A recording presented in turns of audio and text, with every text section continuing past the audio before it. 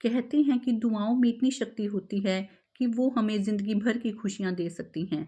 Hello my beautiful people, कहिए कैसे हैं आप? उम्मीद करती हूँ सब खुश होंगे। मैं हूँ आपकी दोस्त दीपिका और आज फिर आई हूँ एक छोटी-सी कहानी को लेकर। ये कहानी है एक डोसे वाले दुकानदार की जिसके पास डोसा और चाय की दुकान थी। वो अक्सर यही दोनों चीज़ें बेचा करता था। क्योंकि उसकी ये दोनों चीज़ें बहुत स्वादिष्ट होती थी तो दुकान पर ग्राहक भी ज़्यादा आते थे। लेकिन एक आदमी का रूटीन था, वो डेली आता, डोसा खाता, चाय पीता और बिना पैसे दिए वहाँ से निकल जाता। वो उस समय का इंतज़ार करता जब उस दुकान पर ज़्यादा भीड़ हो। भीड़ वाले टाइम पे आता और अपना काम करके बिना पैसे दिए चला जाता। इस डोसे वाले की दुकान के सामने एक जूस की दुकान थी। क्योंकि सर्दियों का मौसम था तो सुबह-सुबह जूस की दुकान पर इतना ज़्यादा रश नहीं होता था। तो सामने वाला दुकानदार इस चीज़ को नोट कर रहा था कि कोई आता है और इनके यहाँ से डोसा खाता है, चाय पीता है और चला जाता है और पैसे भी नहीं चुकाता। तो जूस वाले के मन में विचार आया कि मुझे अपने दोस्त की हेल्प करनी चाहिए। उसने उस व्यक्ति का इंतज़ार किया कि कब वो व्यक्ति आएगा। तो वही व्यक्ति अपने रूटीन के हिसाब से डोसा खाने और चाय पीने के लिए बैठ गया। जूस वाले ने तुरंत सामने वाले को फ़ोन किया और कहा, ये जो नीली शर्ट वाला व्यक्ति डोसा खा रहा है, ये डेली तुम्हारे यहाँ आकर डोसा खाता है, चाय पीता है और भीड़ का फ़ायदा उठाकर चुपके से चला जाता है।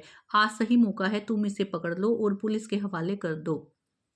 तब उस दुकानदार ने कहा डोसे वाले ने कि भाई अभी मैं बिज़ी हूँ, मैं तुम्हें बाद में बात करूँगा।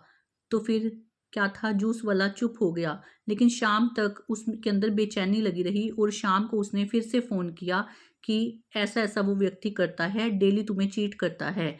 तो दुकानदार ने बड़े ही भोलेपन से कहा कि मैं ये सब कुछ जानता हूँ और मैं रोज़ उसे देखता हूँ कि वो डोसा खाकर, चाय पीकर चला जाता है और पैसे भी नहीं देता। अब जूस वाले को बड़ी हैरानी हुई कि सामने वाले दुकानदार को इस बात का पता है, फिर भी वो उसे सज़ा नहीं देता। तो उसने पूछा कि ऐसा क्या कारण है जो तुम इससे पैसे नहीं लेना चाहते? तो जूस वाले को उत्तर में डोसे वाले ने कहा कि ये ऐसा व्यक्ति है जो सामने बैठकर ये दुआएँ करता रहता है कि इस दुकान पर जल्दी से भीड़ हो, इस दुकान पर जल्दी से भीड़ हो, ज़्यादा से ज़्यादा ग्राहक आएँ ताकि मैं चुपके से जाकर डोसा खा सकूँ। और देखो इसकी दुआओं में कितना असर है, जब इसने आना होता है उससे पहले ही यहाँ पर भीड़ हो जाती है।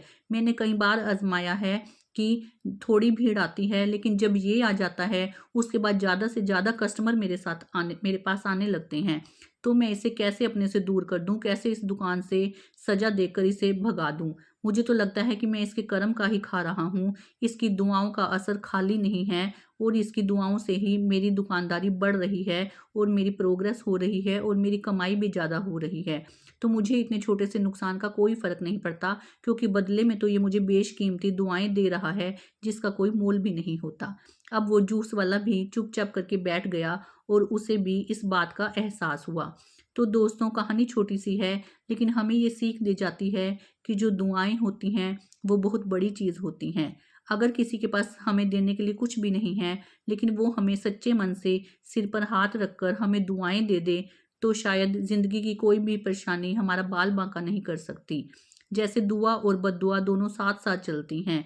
इसीलिए अगर किसी का हम भला नहीं कर सकते तो बुरा भी मत कीजिए। जब जब आपको मौका मिले दूसरों की भलाई कीजिए, दूसरों को कभी नुकसान मत पहुँचाइए, क्योंकि किसी ने सच कहा है कि 24 घंटे में एक बार सरस्वती हमारे मुख पर ज़रूर प्रवेश करती है। इसलिए किसी का भी दिल मत दुखाइए, बल्कि जितनी हो सकती है दुआएँ कमाइए और खुश रहिए। चलिए दोस्तों, आज के लिए इतना ही। आपसे फिर मिलूँगी नए विचारों के साथ, नई कहानी के साथ। तब तक के लिए आपकी दोस्त की तरफ से नमस्कार।